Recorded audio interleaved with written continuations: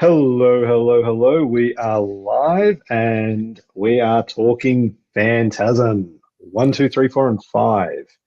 And with me today we have the the maestro of music, the decimator of Dark Souls. We have JT.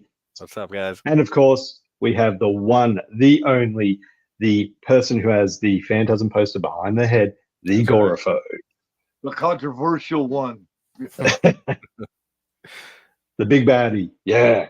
It's funny because I wanted to do some sort of wrestling type intro, and I'm not good at that shit. But in my YouTube feed, I've been noticing there's a lot of wrestling stuff coming up since you've started your wrestling stream, Gore. Yeah, I don't know why. There's a decent amount of people in our community that are huge into wrestling. Echo's another one.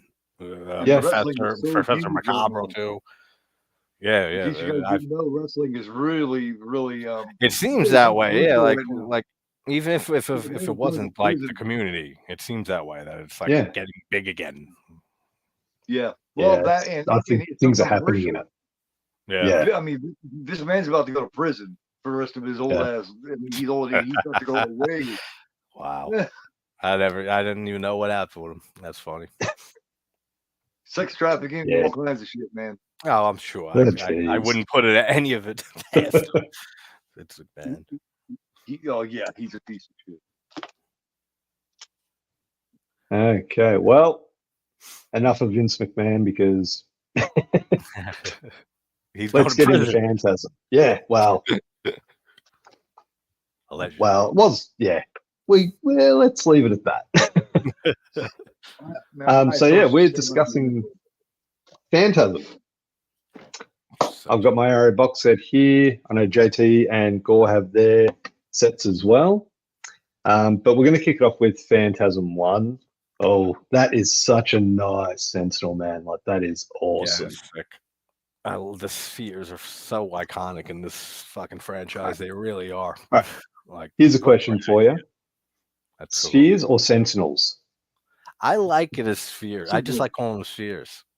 I like spheres. That's just what they are. It's simple, descriptive, and it does their thing. But the way that whole idea to think of these little orbs that float around and drill into your head and expel the blood out. Yeah. It's just such a great idea for this franchise. Yeah. And I mean, that became a iconic scene for each film because in each film, within the first, well, I think as it progressed, maybe the third, fourth, and fifth, within the first 15 minutes, you got a head drilling scene. Right. Yeah, I think in the final one, it was like within 5 minutes. Bang, you've got blood. So we'll kick it off with the staple gag that you see in every entry here. Yeah. I mean, hey, I don't mind it. I thought it looked good. I thought it looked great. Yeah, but I don't know. In a way, it began to lose its luster a little bit in the later sequels. It didn't have the same vibe to it. The surrealistic feeling for sure, Keith, didn't stick as long as the series went on. Because I was saying before we went live with Jay that the first movie just for me is like one of those movies that it just encapsulates a nightmare perfectly. Like it's one of those movies when you first watch Phantasm, like I'm sure for pretty much most people, most of us the first time we saw it, it's like recapping a dream afterwards. Like you try to remember the movie and you're like, oh, well, yeah, that crazy shit happened. And then like there was this total dude and you're trying to piece it all together and it kind of makes sense, but then it's like all detached because it's like, it so plays out so nightmarish. And I think that Coscarelli just has a knack for that. Night for Nightwatch Zone said it best. He described it as a fever dream. Yeah, exactly. Yeah. It's just a perfect film that represents just like just complete weird out there nightmare, and it feels that way the whole time you're watching it. Yeah, I mean, it kind of makes you wonder what Coscarelli was on when he came up with it. Oh yeah, and what he kept going on to keep adding to it with each entry. He had nightmares. A couple of the scenes in the original Phantasm, he had nightmares about, and he just brought those nightmares over to the feet. Yeah, It's amazing how that works. A lot of directors and writers do that. Just take something they just dreamt and just wake up and they got a pad right there and they write the idea down. And you never know. King's big on that. King, like Perry, like that. King had nightmares about that shit and wrote it. Yeah. Cool. All right. Well, let's feel is great to this. Let's kick it off with Phantasm, the first one.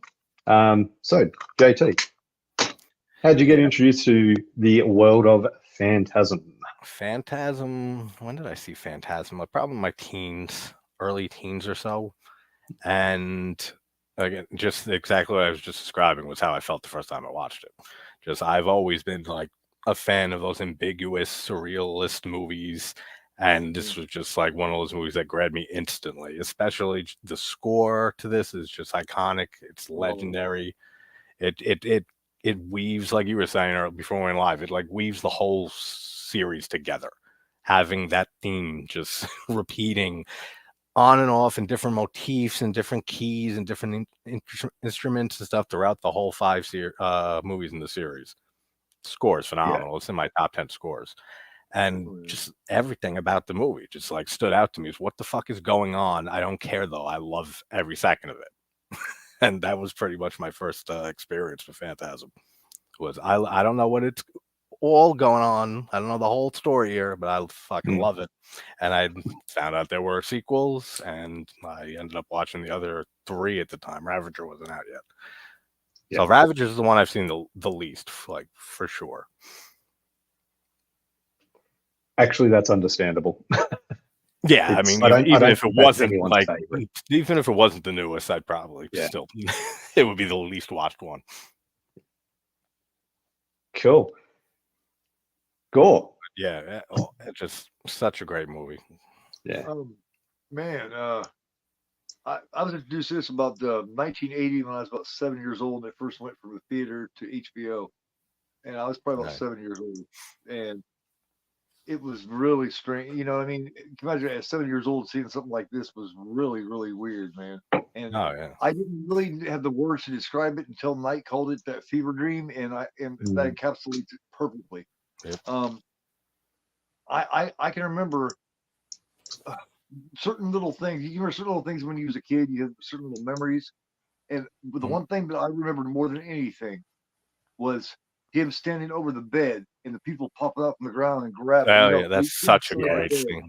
That's such an iconic scene. Oh man, that messed me up so bad when I was a kid. And then he goes running, and you just hear him. Ah. There's some funny shit throughout this whole series too. Like it says everything. Like it wasn't any gopher. Yeah, I love that. It wasn't any gopher. The whole gopher argument's hysterical. Yeah, and then it is fucking slammed the hammer into his foot. Oh my fucking foot, man! And Reggie Bannister is one of my favorite like side characters in a franchise. Like Reggie's just he's just like the guy you just want to fucking chill with. Like you just like instantly love Reggie's character. All 3, Jody, Mike, and Reggie, the 3 mains in this series are all just great characters. And I'm happy that they were able to bring back what was it? It's Baldwin or something, right? The young one after Phantasm 2, because as much as I love Phantasm 2, I love continuity, and I just don't like an actor being recast like that or a character. Yeah. And I'm glad that the rest of the franchise is all with Baldwin again. It's the original quadrilogy, I guess. The original 4. We won't call them the core 4 because that sounds shit. But because you've got Angus Scrimm, the tall man, who's in all of them. You've got Reggie, and then you've got Mike and Jody, like the characters themselves, just delving through it. Nice, boy, yeah.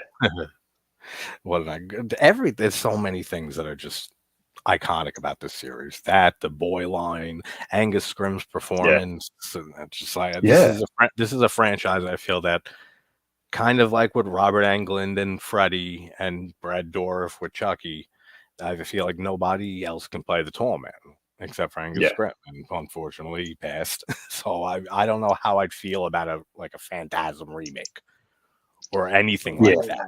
Like something And without I Angus did, Scrimm as the yeah, tall man. I don't know how I'd digest that news.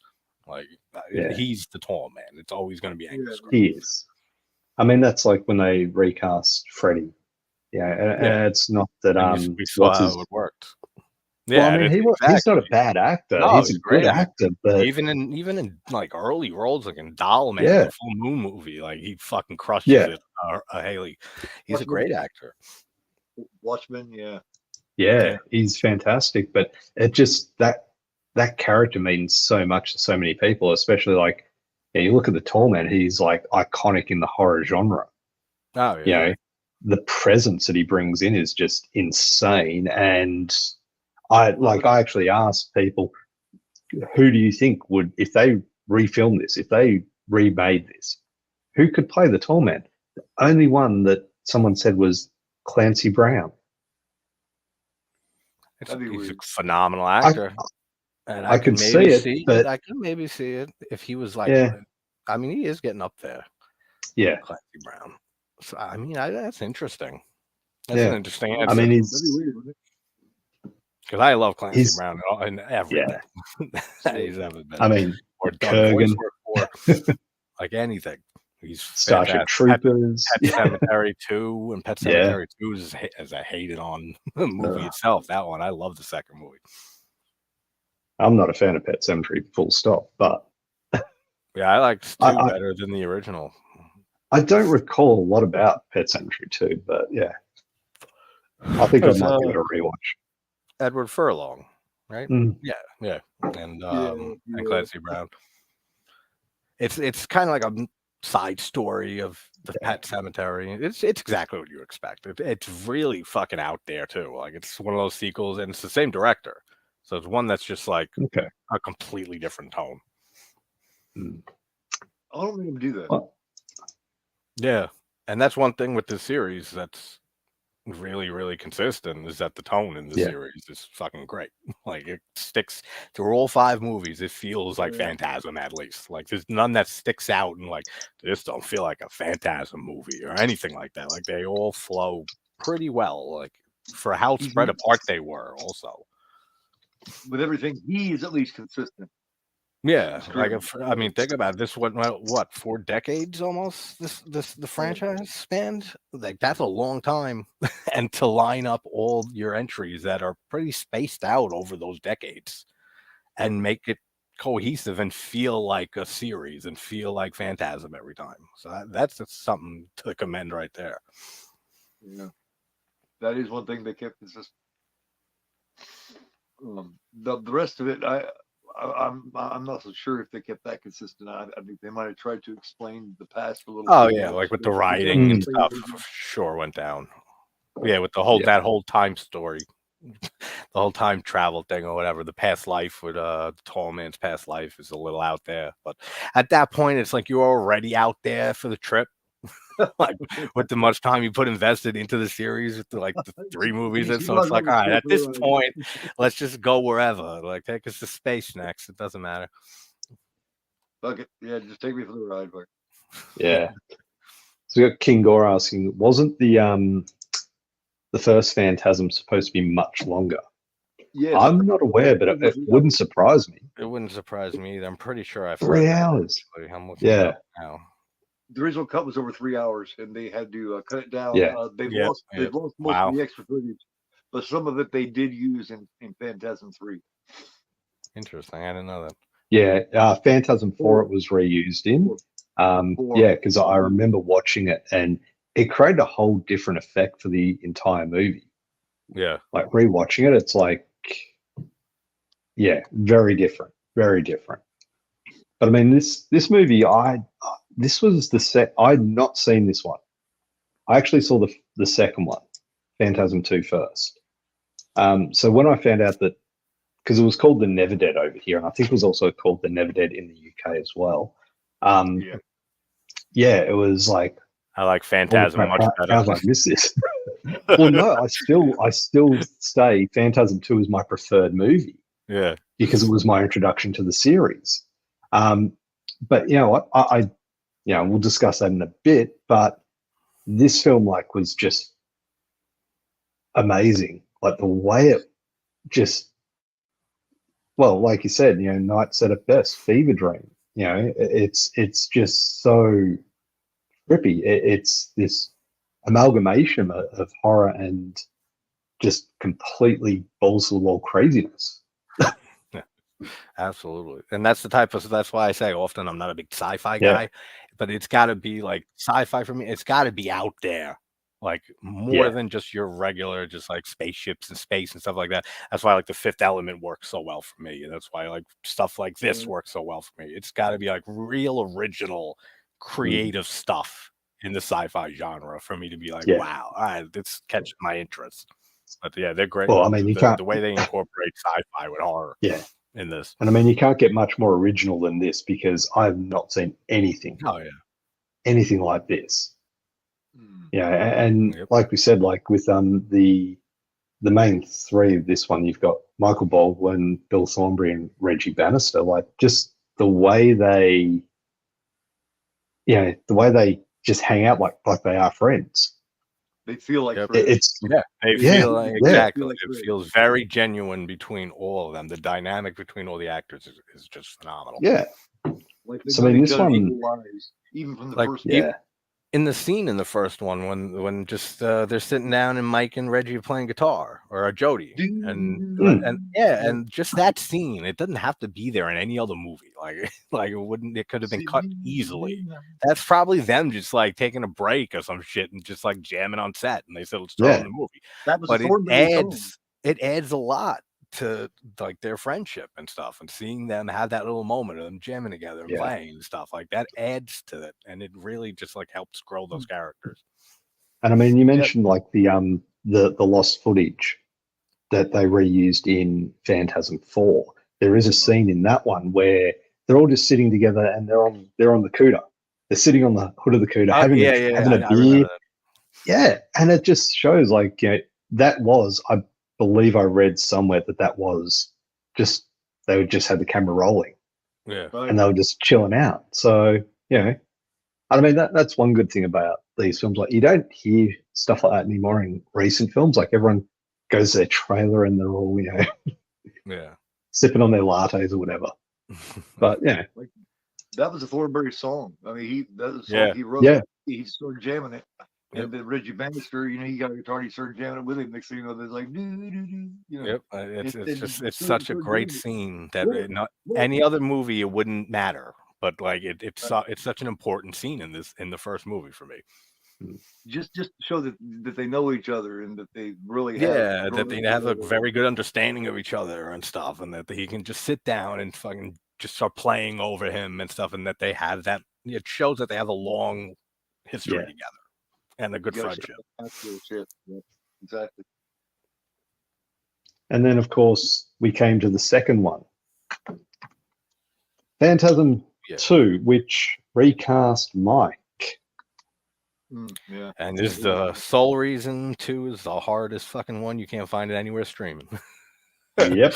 This whole series is free everywhere. Like everywhere streaming, all 4 except for 2. The other 4 are all streaming for free. 2 because of the rights. You can't find it anywhere. I hated that. Why I'm glad this is one of the few fucking physical franchises I have left. Yeah. I'm a purist, and I hated that. Yeah.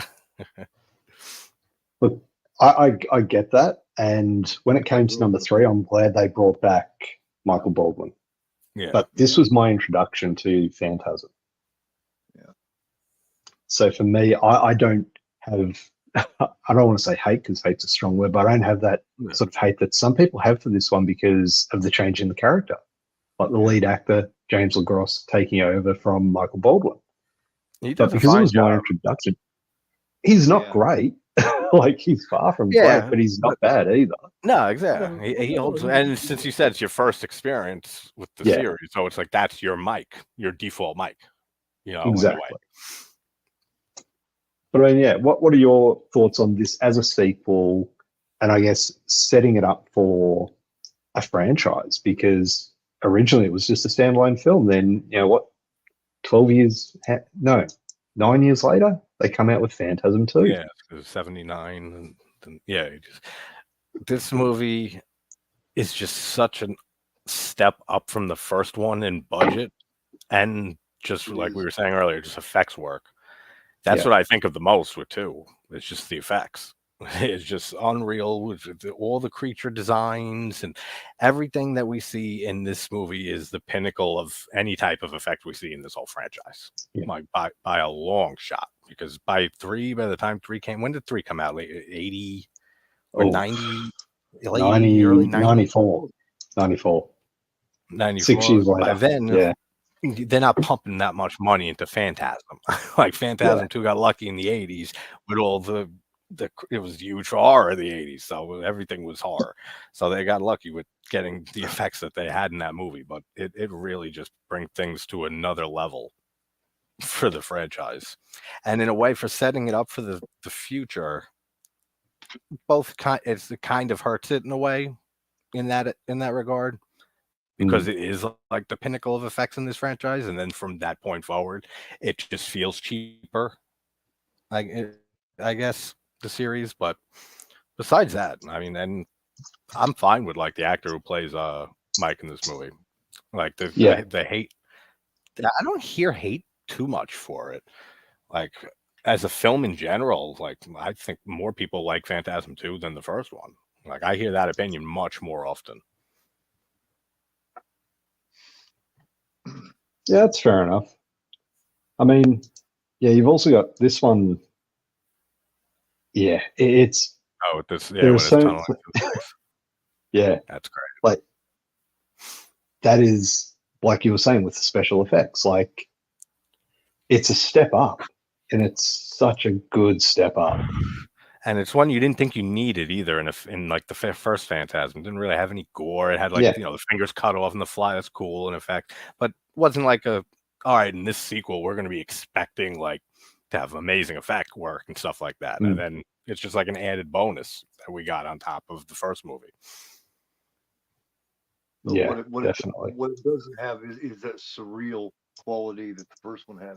That's something that the rest of the series doesn't have. Yeah, the rest of the series is missing that. Yep, the first one is the only one, and that's why when you do get those, and it makes a lot more sense that is cut footage from the first movie in 4 and stuff. It makes sense that it is a little jarring because you get that same feel during those unused footage. Then you're back to the feel of 4, like when it goes back to the present time, and it just doesn't have that same surreal feel to it. That's just something that he captured like lightning in a bottle with the first film, with the feel for it, because he kind of like Texas Chainsaw. Like as much as I love 2 better, he never made a Texas Chainsaw movie ever again that looked like the first film ever. Like no movie has that look. And that's the same thing with Phantasm. I think no movie looks like, and that's that same feel that Phantasm has, the original. But what a great sequel, though. Yep, Halloween 2. Same with The Exorcist. All the classics like that are just on that same level. But what a great sequel, though. They do try and get that Fever Dream back, that Fever Dream style back in later editions, but it's just, doesn't quite capture I think more in 4, I think they try the most. Yeah. Maybe in 4 to try to get that feel back. Yeah, it's hit or miss. It doesn't completely miss. Like there's definitely some good stuff in 4 for sure. Most films can't capture it all ever. Get lucky enough to capture it in just one of your films. Yeah, right. Absolutely. You capture that is rare. Yeah, you're praying to the movie gods. Thank you. Yeah, exactly. But the second one is it is a better made film. You can tell they had a better budget. They step up in so many ways, except for that atmosphere. That's the one thing that it is missing, and it's nothing to do with the actor that plays Michael. It's just to do with the whole thing. You know what I mean? When a filmmaker is struggling to make a film, like the original Phantasm it took it a long time to be made because they didn't have the money and they didn't have the time. So for every weekend for like a year and a half, 2 years, they had to rent the equipment, and then they could just make it on the weekends. And it took them just like a fucking forever to make it because they could just make it on the weekends. Angus Scrimm said at one point there was like like a long time in a row where they wasn't doing anything on it. He didn't know if they was going to finish. Yeah, I do know that it had a very long shoot. Yeah, I didn't know they were Like- shooting every weekend though. That and renting the gear. That's crazy. That's awesome. Well, no, that's the thing. That's a smart thing that Don Coscarelli did, because he rented all the equipment and he did it on a Friday. Yeah. They're closed on Saturday, Sunday, so he can't return the equipment till the Monday. So he gets 3 days use for the cost of one. Smart Yeah. fucking guy. See, we got Don Coscarelli as the man of multiple talents. Yeah. Smart motherfucker, man. He gets this like, well, I can't return on Sunday, so he gets paid for one day and have it all weekend. That's Yeah. pretty fucking smooth, man. And he made a fucking classic movie out of it all. Yeah, And and the franchise. I think lent to it having that vibe. You know what I mean? Because they were struggling to get it there. You know what I mean? They had that desperation every weekend. You know what I mean? So you could feel it. You know what I mean? Yeah. Yeah, it like leaks through the camera almost. When a filmmaker doesn't have any money is when you get that hunger. It's the same thing with a band. When a band's trying to make it. That first album, man, is always just kicking so much ass because they were so hungry when they made it. Oh yeah, absolutely. That's why a lot of directors, they fall off later in their careers, and it's not always the same thing. But I mean, look at Craven, Carpenter, Argento, Fulci. You go down the whole list pretty much, and they all have some type of turning point where it's just the money they're good money wise, or they're just not into the project. And they get hired for it. Fuck it, I need whatever. It's a paycheck, and I'll do it. And that's just what happens. You just don't have the thirst and that creativity. But some directors, some filmmakers are able to make that keep going though. Yeah. A starving artist is always going to give you the best shit. Absolutely. First, you know what I mean? So we just got a question, and we kind of touched on this a little bit before with who could play the Tall Man, but would anyone be down for a remake or a reboot, or should they leave it be? I'm not sure. How I'd feel about a remake. It's a tough one, because it's the Tall Man is so iconic. Like, I can't picture anyone else playing him. Yeah. Would I like to know more about the background, the backstory? Yes, but is it needed? No. No, it's not. It's like, and if they were to do maybe like a prequel or something, and that way they can get around Angus Scrimm, and use someone else's, like all of that is not necessary. I don't think. But I don't think they can do a prequel, because if you look at Oblivion, like, they give the backstory of I keep going to say Jebediah Springfield, but it's Jebediah Morningside.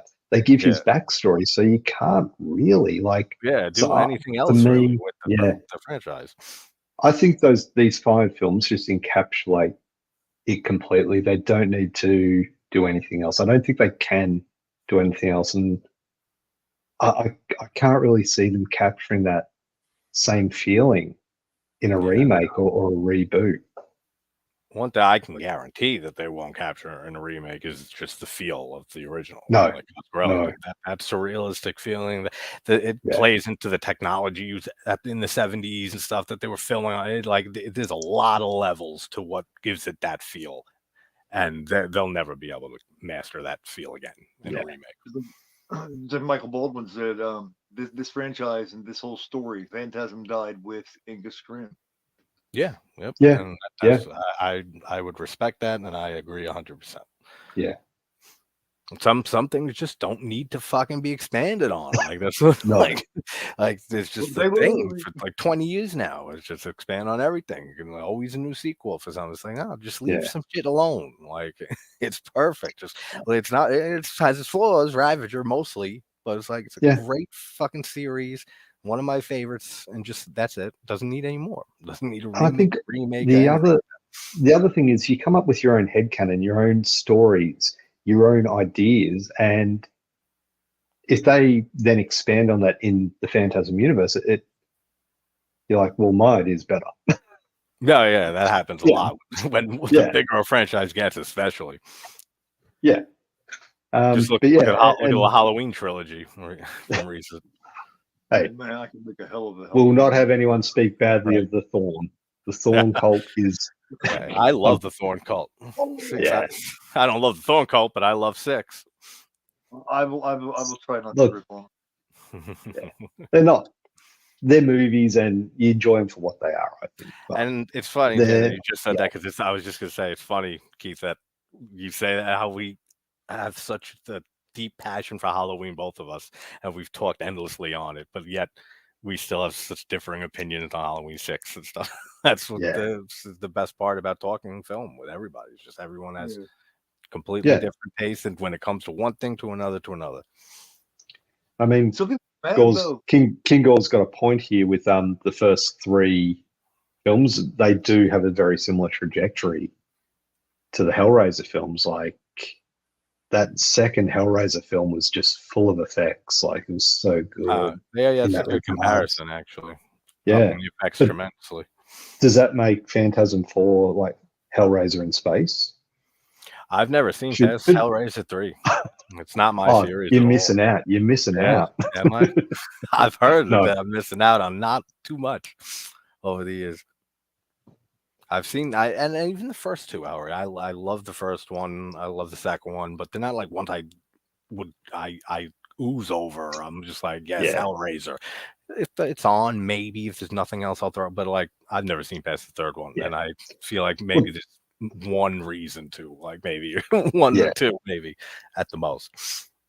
I think there's one. There is one Hellraiser which a lot of people they didn't like to start with, but a lot more people have jumped on the bandwagon, and I think it might be Hellseeker. I'm not sure, but it's the one with the police officer and he's investigating things. Yeah. I don't think I saw it. That's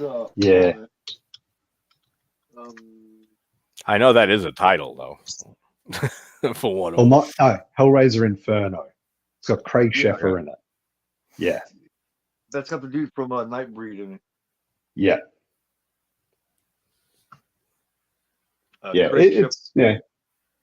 It's good. It's not great, but then they definitely just progressively get worse. And then they changed Pinhead, like Doug Bradley, one of the later ones. Well, then they started just taking random scripts that weren't even Hellraiser scripts, right? And just saying, fuck it. Now it's a Hellraiser movie. There's like we'll stick him in at the end just so it's Hellraiser again. Yeah. There's one which is, a cyber Hellraiser. It's like, it's like, well, like through the computers and shit they come and send them. Yeah. It's like some adult. It's like Pulse. Yeah. Hey, Pulse is good, man. Pulse is good. The first Pulse is good. Yeah, it's a great movie. Cairo is better, but actually, I'll be actually doing a I got the Pulse trilogy recently, so yeah. Oh, nice. The second and third are shit, but I don't remember the last time I saw the sequels to Pulse or the remake, for that matter. They remade Pulse? I think they did. Did they remake Pulse when they remade all the other fucking Japanese horror movies? Yeah, I think after The Ring and The Grudge, or maybe they didn't. Yeah, because they did Cairo, and then it was remade as Pulse in America. One missed call. Okay. I'm talking about just Kurosawa's movie. Ah, yeah. That. No, because I thought they remade Pulse again. I'm like, well, no. I hope. That's because I all those Japanese horror remakes in the 2000s, they all blend together. It was One Missed Call. That's the other one. That's what I was thinking of. One Missed Call is another one. Yeah, so they did. Junebug said they remade Pulse with Kristen Bell. Okay. Yeah. That I enjoy that one. I do. I really do. But Phantasm 2 for me, it was. I mentioned this before we started the stream. It was my introduction to the series, so it does. Yeah, it probably is my favorite overall. But yeah, it's definitely a better movie in terms of budget and just everything about it. Like the special effects, everything is just so much better. I like I said, I don't hate James LaGrosse for being in it. Yeah. But I do appreciate that they brought back Michael Baldwin. He just didn't have the same chemistry with, Reggie. No, they tried it. Exactly. That's the biggest issue I have with 2 is the chemistry with his actor with everybody else who we already know from the first movie, and then we know more going forward. But besides that, he does fine. And I mean, you got Nicotero and Berger and K&B Effects doing the effects. So I mean, they scored getting them for this movie. Yeah, it had a lot of cool little things, like a girl, twisting her hair up in the thing and then pulling it off. Yeah, shit like that's that. a good one. We were saying the midgets or whatever we want to call them, the Jawas, whatever the hell they are in this this franchise, how the faces are so different in 2. Yeah. Compared to the original. Originally, you don't even really see them. Like, it's mostly shadowed out. But do you see their face in the first one? Now I'm trying to think.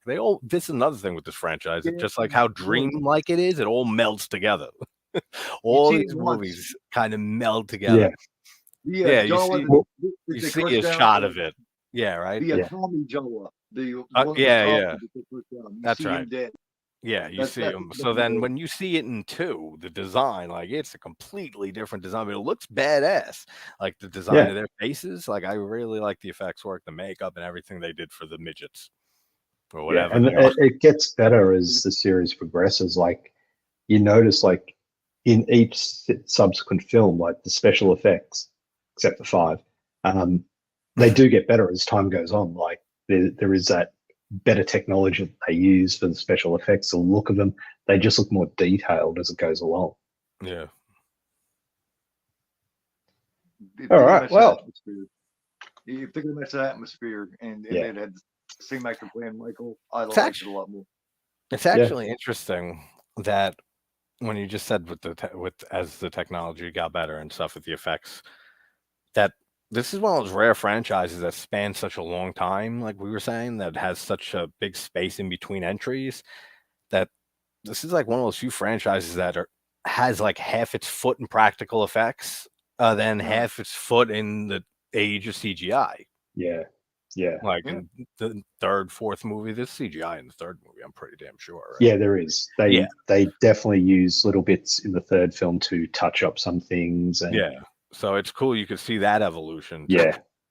It is cool in a way, but it's when it gets to the 5th film, like, no, then it's just they screwed the pooch on that. Yeah, no, it's not good at all. But yeah, Junebug Films. That's actually not a terrible idea. If they did a fan, that's true. Regenerate. The problem is they've sort of already done that. They do show that in the 5th film, like there are thousands of the tall man, because they kill him in which one is in the 2nd one? They kill him. He just throws himself through, and there's another one walks right in. So it's like there's just an endless amount of. He's more like a species, is how I've always kind of taken it. Yeah. Than like a specific man, like or guy. Like I feel like it's a species that is from whatever planet he's from. I do have a theory on what happened there, but I'll talk about that in the 4th one. Okay. So yeah, look, Phantasm 2, my favorite in the series by far, but Rondo, Phantasm 3. So yeah, Lord of the Dead, right? Yes. Lord of the Dead, with one of the most interesting looking, the actual video cover. I don't know if you can see that too well, but Angus Scrimm looks. Yeah, he looks great in that. And I was just going to say that his makeup or whatever they did to him in 3, since it's so fresh in my memory, I had it on earlier. I love how he looks in 3. He looks dead. Like, he looks deader than normal. Like, be pale. Yeah. And I feel like it looks very different in 3, like the makeup on him compared to the rest. It's a very unique look for him. And I feel like it's a fitting title, Lord of the Dead. And he just looks like much more dead in this 3rd movie. Yeah, definitely. But Phantasm 3. I'm just playing around with my camera for a bit. Yeah, no problem. It's another good one.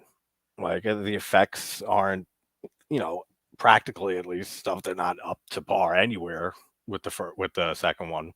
The feel, I feel like this feels pretty good in the third movie, and this is like the road trip movie I always call it, because it's like Reggie just traveling along to different towns that are all been decimated by the tall man, and I love his little friendship he makes with that badass kid who fucking throws a hatchet in the woman's head, and then he throws that frisbee with whatever spikes on or something, comes and just slits the dude's throat. Oh, that's great! Like all the chemistry between Reggie with that kid.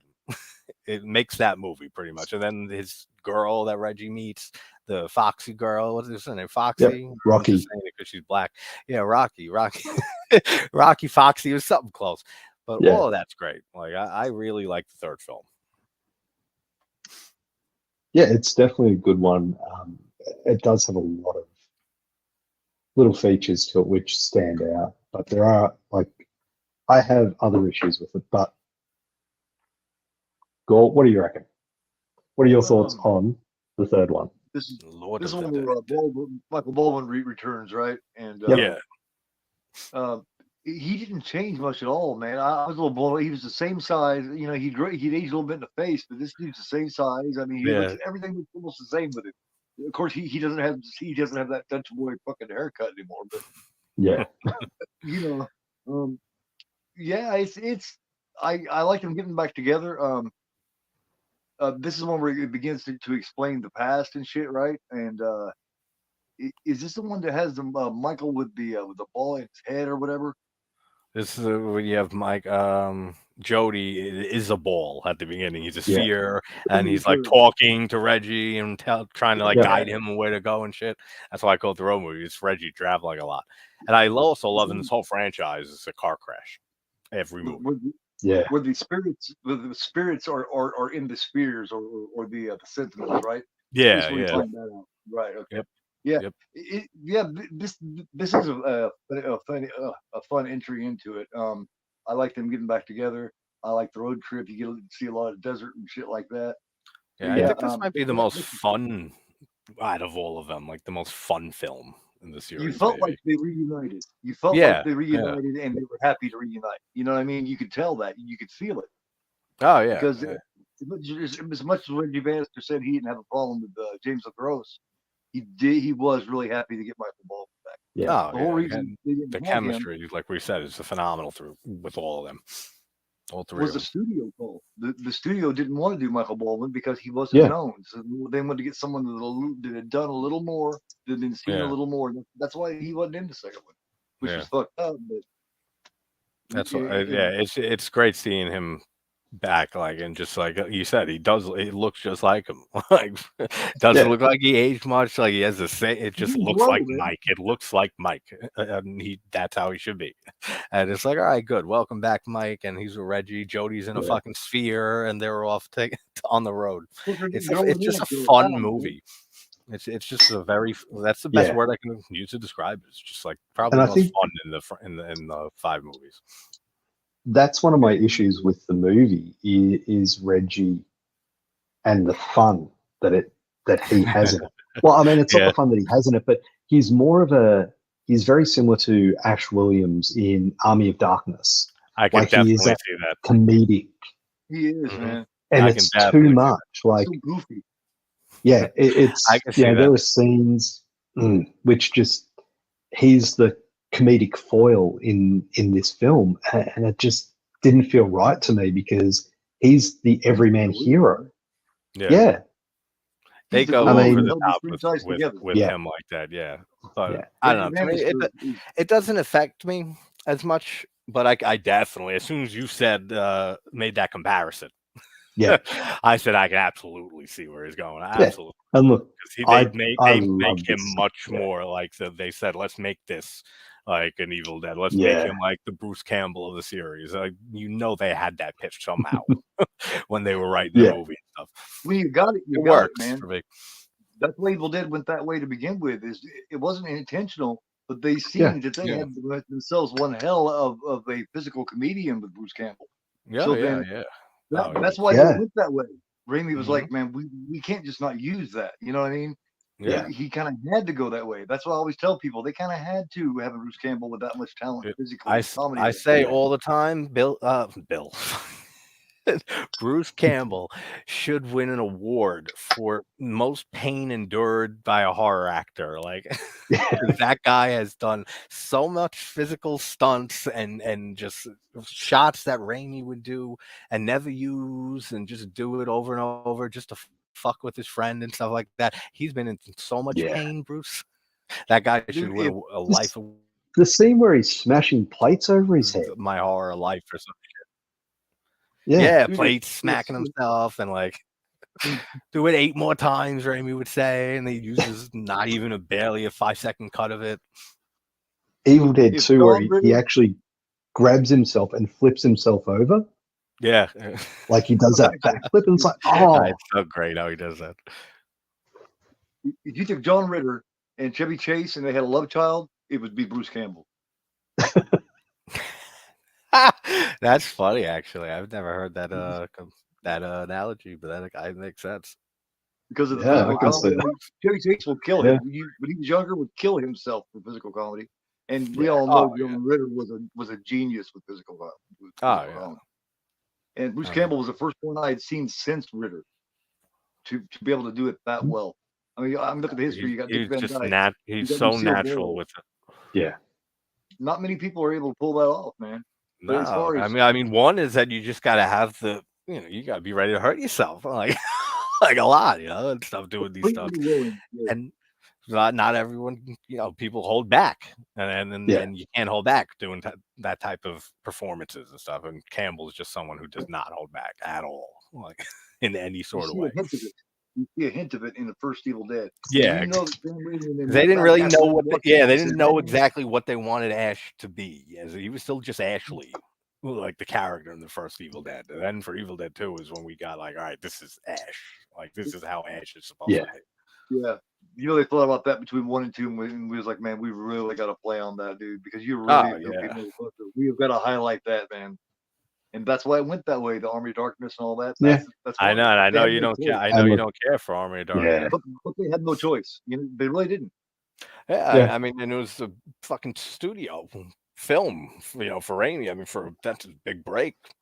I mean, like after like Evil Dead 1 and 2, then he gets to make a studio film for that. I mean, at that point, you're gonna make some sacrifices, and you're gonna be like, well, I wanted more gore, and we can't have that much gore and stuff. This is wider audience. All right, well, what am I gonna do? Well, like, I think Sam Raimi did the right thing with the Army of Darkness. If you have that kind of talent, at your fingertips, that kind of physical comedic talent at your fingertips. You got to use them. Yeah, absolutely. Use it or lose it, and they used it. And we got Juno 2000 in the channel. So g'day, Juno. Hey, Juno, what's up, man? But yeah, I mean, any further thoughts on Phantasm 3 gore? We kind of went off on a tangent with that. Yeah, that happens. No, that's I think Reggie Bannister is the glue that helped this franchise together, and you really start seeing it here. The second one is where you really start seeing it, but the third one he is the heart and soul. I mean, Toll Man is, but so is Reggie Bannister, man. He is as consistent as the Toll Man. Absolutely. Yeah. He is for me, he's the main character throughout this whole series because he is the main focus throughout all 5 movies. He's a dumbass and a badass all at the same time. Yep. Yeah. And the fact that he was an ice cream vendor just is fucking awesome too. Like just that inclusion of his profession. And he says it in like in 3 or in 4, like the beginning. He says like, I used to be an ice cream vendor by trade, and now I'm like off fighting Tolman. Like just great stuff. Just all the backstory. He's a goof, but then he'll pull up this fucking shotgun and blow you the fuck away at the same time, And the shotgun, that's another thing that's great. Yeah. The quadruple shotgun? Yeah, the 4-barrel shotgun. God, I mean, that's one thing we forgot to mention. Like, that's what they made in that second film. Like, that came from that second film. Yeah.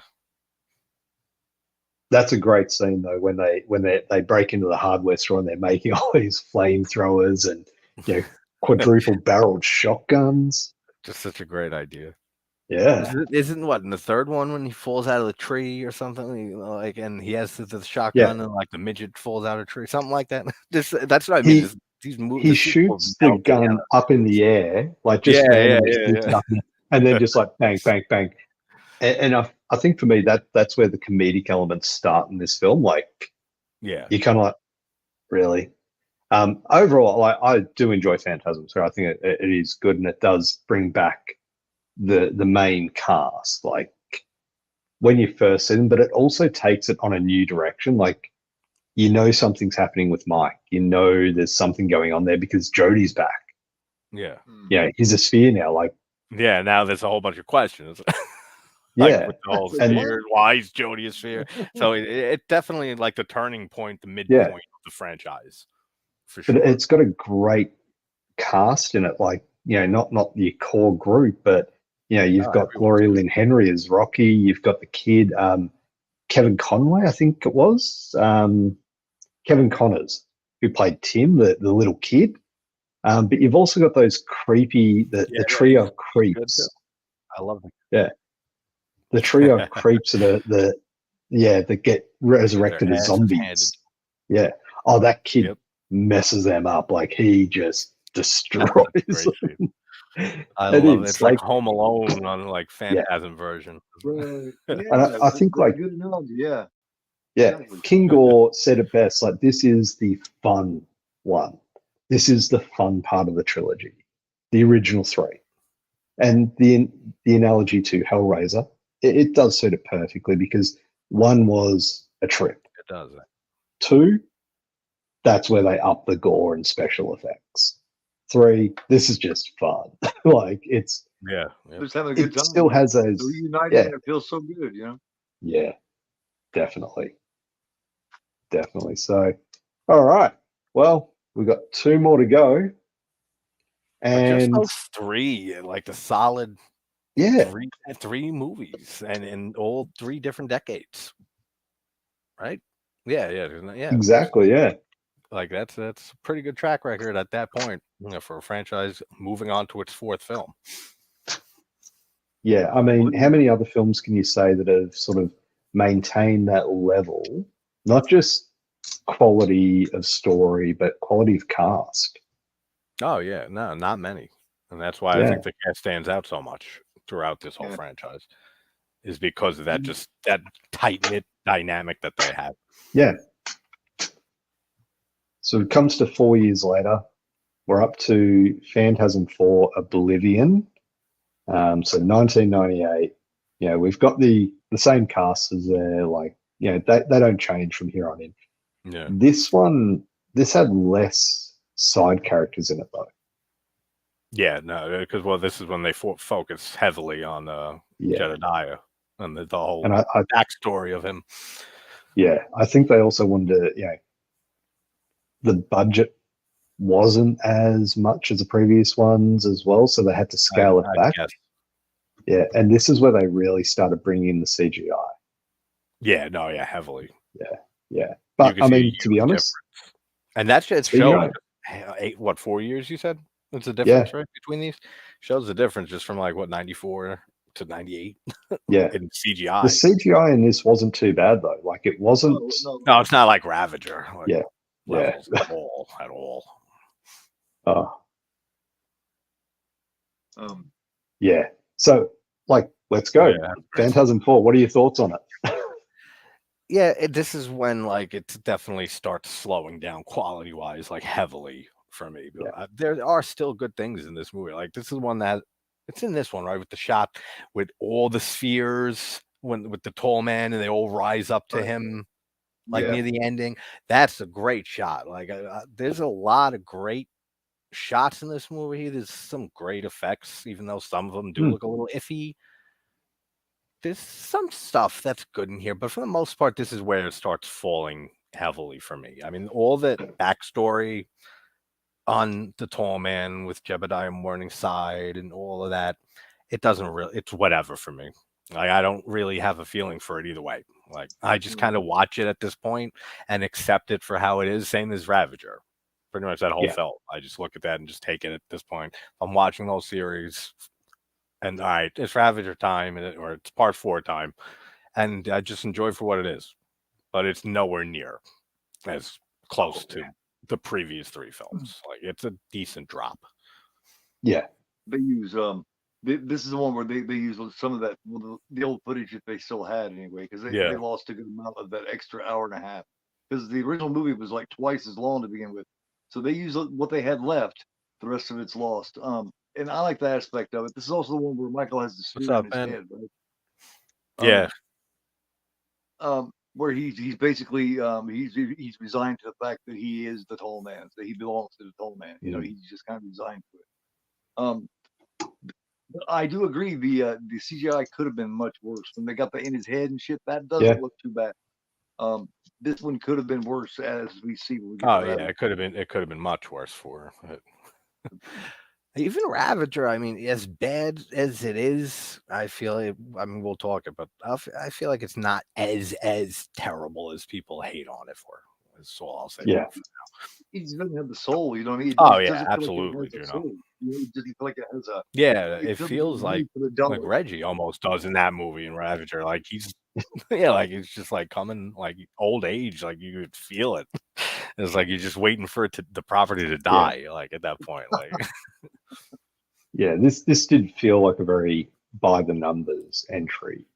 Not a terrible one though. Like they did have some good parts to it. But it's just it lacks the soul. Yeah, that's a good way to put it. That you just put it. That it's just not anything like way out there for the sequel that makes it like whoa, like what were they thinking or anything like that. But it's just not on the same level. It's just an obvious drop in quality in every direction, pretty much. That I say. Well, I don't think there's one thing that it improves on. I think. I like the addition of the origin of the tall man, how he was human at one stage. His whole backstory is cool. Yeah, but then again, I've got a theory about that. The more it goes on, I'd love to hear that theory because that's where the whole story starts going off the rails in my head. Yeah. So in this one, like you've got, and spoiler alert for anyone who hasn't seen it, and if you haven't seen it, what are you doing? Like go. Yes, go watch the whole series right now. You'll be done by like it's 8 o'clock, a little past 8 in New York. You'll be done by like 3 a.m., 4 a.m. ish. Yeah, do it now. It's the weekend. Get going. Exactly. God damn it. Phantasm time. But they introduce where the tall man came from, and it started out as Jebediah Morningside. Now he was in the Civil War or something like that. He was. They show him operating on, well, it's Mike having a dream, and it shows him being embalmed and everything like that. You're not quite sure if that part's real because then later on, Mike travels back in time and meets Jebediah before he becomes a tall man. That's right. And we actually see this happen. We see him go through those that dimensional gateway or whatever it is. He's got these big electrode things hanging up in his, whatever it is, like I think he had the Morningside mortuary at the time. So it's back to the original starting place of the movie, and you see there's a photo they use in it where he's on a horse and carriage. Like they do tie it back to the original film really well because, like Gore said, they used all that footage that they found. Like you're riding on the carriage and shit. Yeah. What I noticed with this is you see Jebediah come through he goes through, and then a second later, the tall man comes out, and you can tell because his stance is different. The look on his face is different, and he's holding a spear. So my theory is, whatever happened to Jebediah, he's traveled through to this alternate dimension. They've used his appearance and just copied it, and they've put his brain into that original sphere. I've heard that theory actually, and that does make sense. God damn it! I thought it was original. I've looked a lot into theories on this series over the years, but that it is a good one. Like I agree. Yeah, with you. That makes a lot I think of sense. There's probably a lot of theories out there for the entire series as to. Yeah, there is. There's a ton. Yeah. It's like it's almost at like I wouldn't say at Twin Peaks level, like David Lynch Twin Peaks, but like almost at that level. Like there's a lot of theories on this franchise. I tried to watch the Twin Peaks series they came out with a few years back. Oh, The Return, the third season. I couldn't do it, man. I couldn't do it. It was like there's nuclear like Oh, that episode's fantastic. I had no idea what the hell was going on. You know, I love Lynch. You gotta know to see Twin Peaks from the beginning to like the first two seasons to make the return make any sort of sense, and you still got to watch Fire Walk with Me, the movie, for the return to make sense. And me and Jamie, we're gonna watch it after this. We have to reschedule, but now she has a headache, so we got to reschedule that, unfortunately. But I can't wait to do that one because Twin Peaks Fire Walk with Me is fantastic. I've never seen any Twin Peaks. Yeah, you should watch Twin Peaks. Well, great show. Great show. There you go. Dark Room Reviews. Twin Peaks is on Tubi and Paramount Plus. So, and I know the series is definitely worth it. Oh yeah, and the movie Fire Walk with Me is on Max. I think it's on HBO Max. Yeah, I'll check that out, man. I'm pretty sure the Fire Walk with Me would be on Look Movie as well. Oh yeah, mostly everything is. There's so many great stuff on there. Things that I can't find in streaming anywhere else. Yeah, that's because it's not legal, yeah. yeah, absolutely. You can always find anything when it's not legal. what people choose, the way they choose to watch things, that's exactly. That's their choice. We respect that here. Exactly. Like we've all got physical media copies of this too, Yep. But it's Oblivion. I still probably watch them on a Look Movie or something. Definitely, yeah.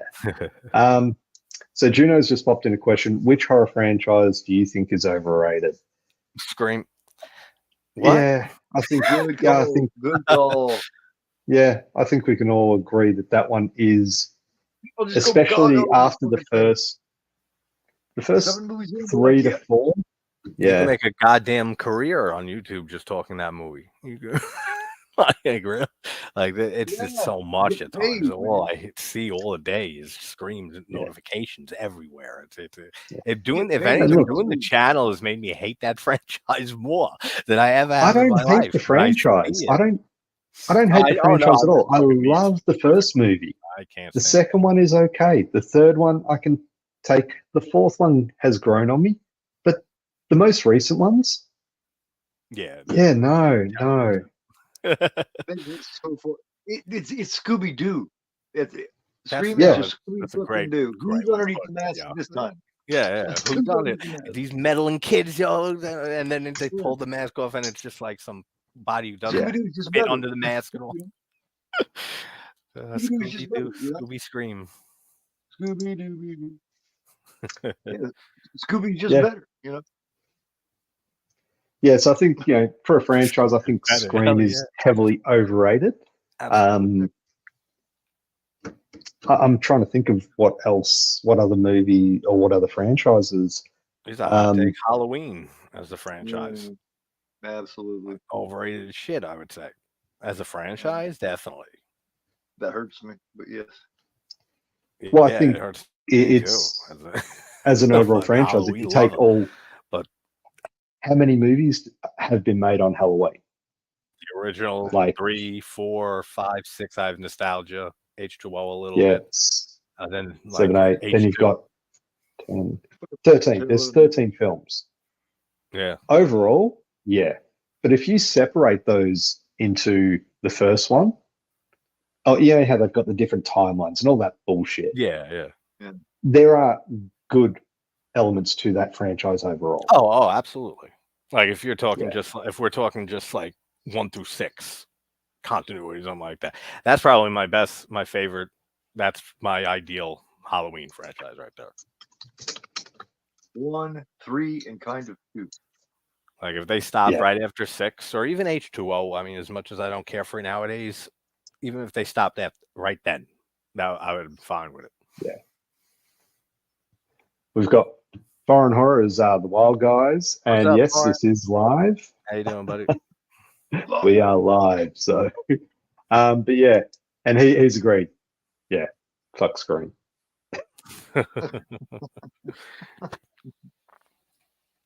I mean, this, like I always say, there's some good stuff in the first movie, but it's just the hype that series gets and has gotten is just, it bewilders me. I don't get it. At this point, I've just accepted.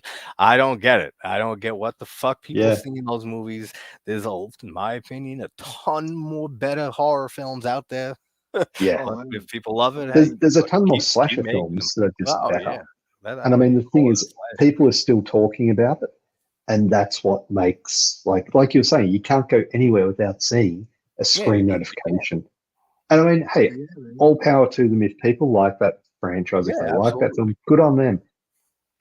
It's just I don't get it. It's at this point, what can you talk about anymore? Like for Scream 7, like there's like theories and stuff. Like, all right, well, you've probably talked every goddamn instance and theory that can happen. So what more is there to talk about? But there's people that talk about whatever subject. There's people that talk about it fucking 24/7 all day on their channels and stuff. So I mean, it goes back to what we always say. It's just different tastes. That's great. The only thing that would interest me in it, the only thing that would interest me at all, is if they would somehow bring the Stu Macher character back. I would be interested in seeing how that goes. Other than that, nothing. I would take a peek for sure. I mean, I've watched the last two movies that have came out, so there is no doubt that I will watch the next Scream film. I will. You know, I want to see where they go with it. You know, just because I don't like Scream 5 and Scream 6, that's the writing and the characters. I still appreciate the work that goes into making them. Oh yeah, absolutely. It's a big thing with me is the characters. The characters, the kills, and the meta stuff. It just is fucking gut-wrenchingly unbearable after like the first movie.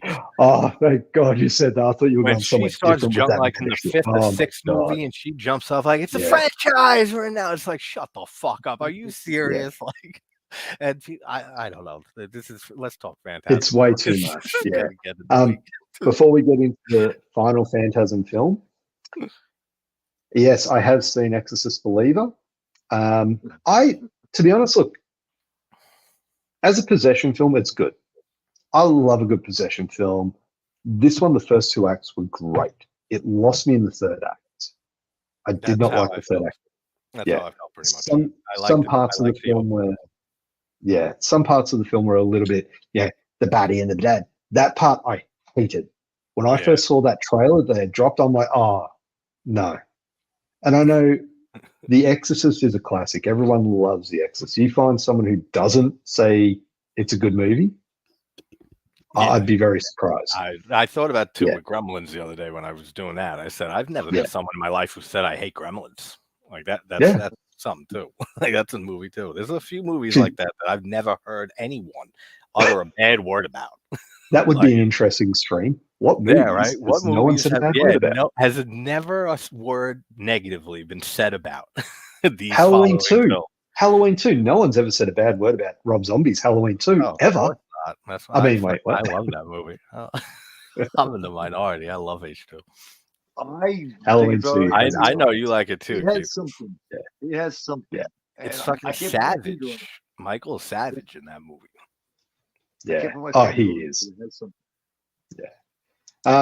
This is a quick one. What's next Sunday's cinema movie, Gore? Next Sunday. Well, this Tomorrow week Shivers, is, right? This week is Shivers, and next week is Rabbit. I'm joining you tomorrow for Shivers, right? Yeah. Shivers tomorrow, Rabbit next week, and after that will be Phantasm. Cool. Yeah. Unfortunately, those streams are at a time when I'm fast asleep in bed. I love like Shivers and Rabid. I don't know which one I prefer. I think I actually do prefer Shivers over Rabid.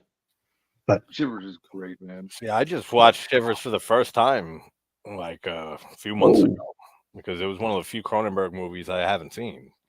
And so that's one on. You gotta see that. He kept telling me forever, like watch Shivers, y'all. Like it's, and I've heard forever about it, but I finally saw it. That's one I'm surprised they haven't remade. I think Shivers might be. I think I might have enjoyed Shivers more than I love Rabid, actually. So that'll be a good time to rewatch it tomorrow. Shivers directly inspired Slither, It directly inspired Night of the Creeps. Oh yeah, and I saw the Slither stuff immediately on the first watch. Yeah, Cronenberg swears the Alien was inspired by Shivers. The whole, with the stomach, with the, what I mean? But that's what he swears. I can see it. And then you've heard that Mario Bava's Planet of the Vampires is like a precursor to Alien in a way that inspired Alien. I just saw someone was talking about Planet of the Vampires recently. That's a great movie by Bava. Yeah, an earlier one too. It had great sets and stuff, like just with the budget that he was using. Bava's so not talked about like he should be, man. That's why I try to bring him up whenever I fucking can. Yeah. Yeah, Rabbit is great. Love it. Rabbit's good. And they did remake that recently. The Sausage Sisters remade that. I actually didn't hate it. I haven't seen it. I still haven't seen the remake. Yeah, it's not special effects wise. It's really good. God, dude, it's so fucking painful. That movie, I can't hardly watch it. Her face when I try not to spoil anything, but when that shit happens to her face, man, it literally affected me. And I put my finger on it, but oh my God, I felt so fucking horrible. Yeah, and yes, they are both Cronenberg, Rabbit and Shivers, both Cronenberg. So both very early Cronenberg. Yeah, I'm gonna put the Fly in here too. Yeah, the Fly actually. Now that I don't, Jamie don't feel well, we can't do that Fire Walk Me stream. I'm going to be doing a video on the Fly tonight. Yeah, we got lots to talk about with Wrestling Monday, Yeah, nice. I got lots of feelings involving The Rock. Another little side note we went on there with various topics, but let's get it back to everyone's favorite Phantasm film. Of course, Ravager, the best, the masterpiece of the series. I didn't hate it. Yeah, I don't hate it either. That's what I was hinting at a little earlier. I think it gets a lot more hate than it deserves. It's bad. There are parts of this film that, there are parts of the film I don't like. But look, when we get up to me, I'll discuss that. But JT, come on. Yeah, for the most part, it's not great. But like, there are some things in this, like, and most of it just has to do with the characters. Because like we followed them for so long, like through the first 4 movies, and I remember waiting for this film to come out, and just like knowing it was going to be the last film because you see it in Angus Scrimm and stuff, like he was dying, like, and I forget how long after he died, but he didn't look great. Yeah, he didn't look great in Ravager, but just seeing like Reggie is like old, like in the nursing home or whatever, right, and stuff like. Just like the whole character stuff, like everything to do with Reggie and Mike, just like, I don't know, pulled on my heartstrings a little bit just because I love these characters. Everything else, like, was pretty much just real hit or miss. The effects are not good at all. Like, just the absolute low point. And I'm kind of glad this is just where it ended because I wouldn't have wanted to see where they went after this. There's no place to go, man. This one, the problem with this one is to me is just it's not that it's bad. It's just so forgettable. You know what I mean? I can't remember much. 10 minutes later, I can remember the fucking film. You know what I mean? To me, that's always a bad thing. Not that it's bad. It's just so forgettable. You know what I mean? It's so replaceable. That's most of what I remember from the movie is just like Reggie and Mike talking. Like, that's like a lot of what I remember from the movie. Like, I don't remember specific scenes and like if there's like anything like that great or anything in there, but it's still one that I could watch. It's still one that I could enjoy on some level just because I love the characters. And you're there and it's the end of the franchise and hopefully stays that way unless we get some amazingly tall guy who's an amazing actor and looks like Angus Scrimm pops up out of nowhere and we can have a remake one day maybe. Coscarelli would never do it. I don't know how. Because I wouldn't feel any good feelings towards a remake of Phantasm. Coscarelli. What's up, Caveman? And thank you for reminding everyone to hit that like button. Be much appreciated. Thank you. I just think out of respect, this is the end. You know what I mean? Yeah. Yeah. Like, and there's nothing wrong with that. Like that's what we're saying. Like it's just franchises don't know how to end. And this is just and one that it had 4 not decades. everything. It gracefully ended, and that's it. Just let it go. Like and Not everything needs to be remade. Like it leave it as it is. And that's just Phantasm. We have as a 5-film franchise in history. It has its footnote in horror history. It's an excellent franchise taken as a whole. And I couldn't be more happy with this franchise, like overall. Like through all 5 movies. It could have ended better, of course, but the whole franchise is just excellent. I've got tons of facts on this. If you want me to run through them when we're done. Go for it. Yeah, let's do it. Right for it. Well, the original one, Don Coscarelli's mom wrote a novel on it in 2002, and it became a bestseller. And it's limited to 500. I remember hearing that. 500 copies. Wow. So if anybody's got their hands on a Phantasm book that Coscarelli's mother wrote, definitely hold on to it. Is that what? Do you know the name of it? Is that Unearthed or Exhumed? It's based on the original film. Okay. Is it just like a novelization? Is it just called Phantasm, like a novelization or something? Yeah, it's based on the film. Okay. Yeah, wow, 500 copies. Coscarelli got the idea for the finger in the box when he accidentally poked his finger up through a styrofoam cup. And so a finger color on the side. That's cool. Yep.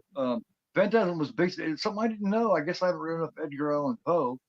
Phantasm is based on Edgar Allan Poe. I guess Poe brought up Phantasm. Really? I didn't know that either. Scream was standing on an apple crate on his scene with Bill Thornberry when he goes, "The funeral's about to begin, sir." They were about the same height. They were about the same height, so they had to have. So they make the difference. It's funny when you need to prop up your tall man.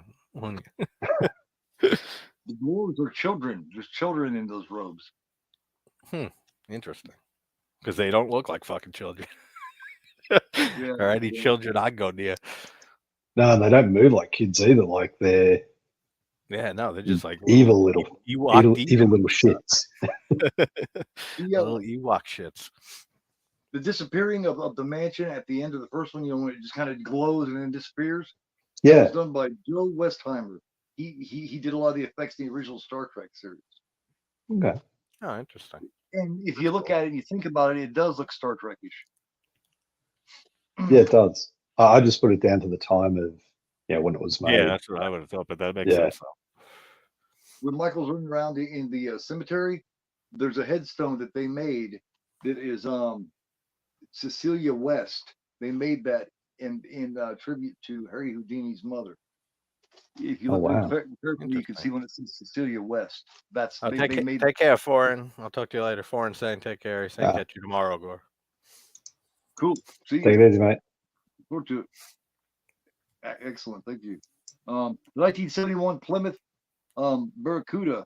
They altered to make it look like a Hemi-Cuda, because actual Hemi-Cudas there was only like 3 made of that year. Yeah. So they altered it so it looked like that's not a Hemi-Cuda. That's just. Yeah, I knew they altered the car, and I love the fact that they said that every single movie has a car crash scene. Yeah. And it's just another reoccurring thing throughout every entry. Actually, I think it was in was it Oblivion that you actually see? No, it was in both Lord of the Dead and Oblivion. You see Reggie working on the car for a little bit, like fixing it up. And he says something in 3 too. He says like, "I've been working 2 years working on that car." To the kid and then he worries his car was taken. The whole car is just iconic to this franchise too. That's another thing. Was only 14. He was only 14. He learned to driving that car. Can you imagine? Wow. Pretty cool as fuck. It's like how you learn to drive, by filming Phantasm.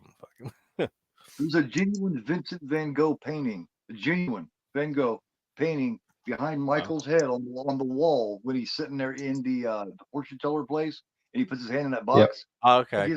That's a weird scene too. It's very Doom, that one. That's a very Lynch-esque scene. Yeah.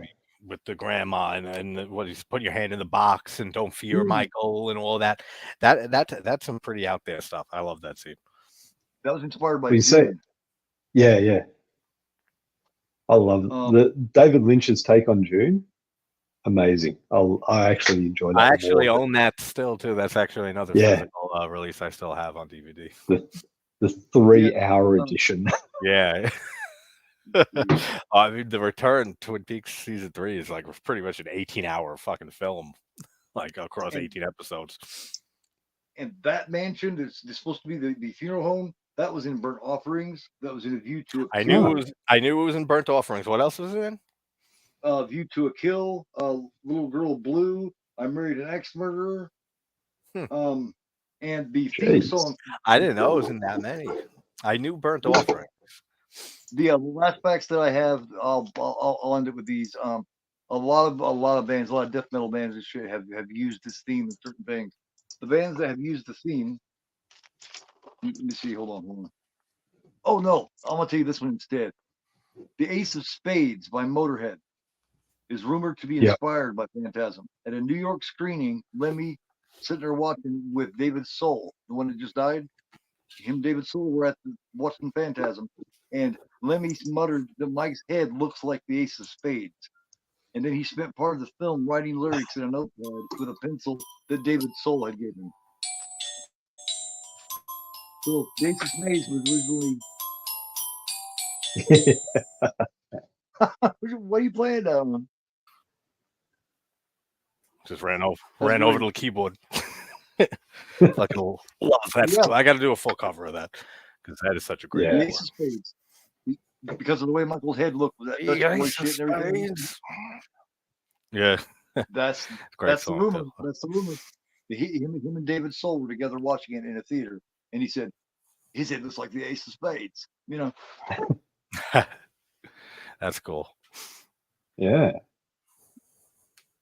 All right. There's others, but I'll say the.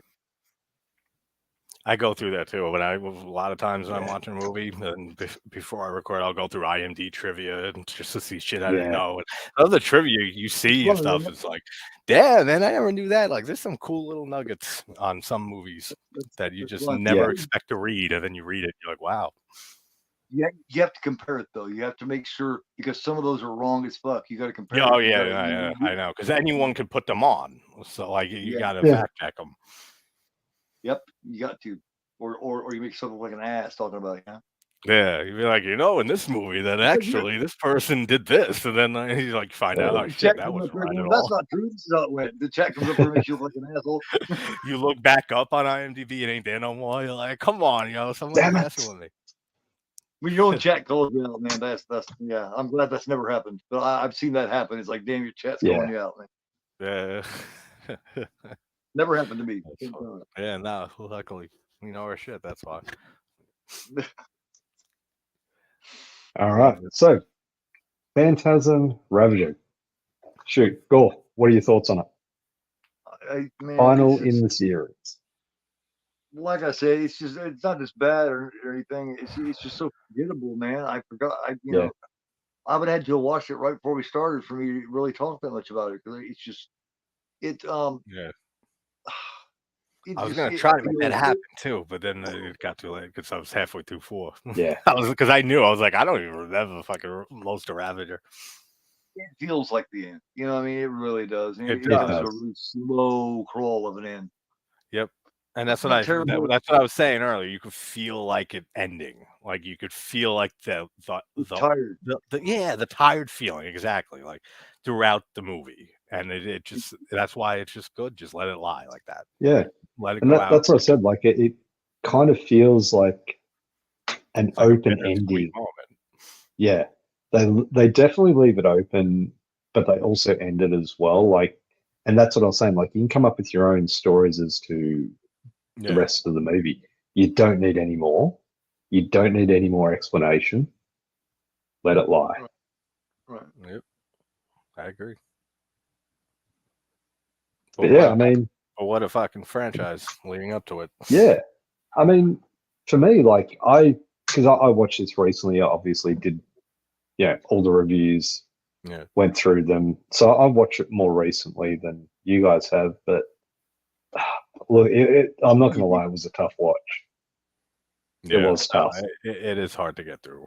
I think I've only seen Ravager maybe 3-4 times.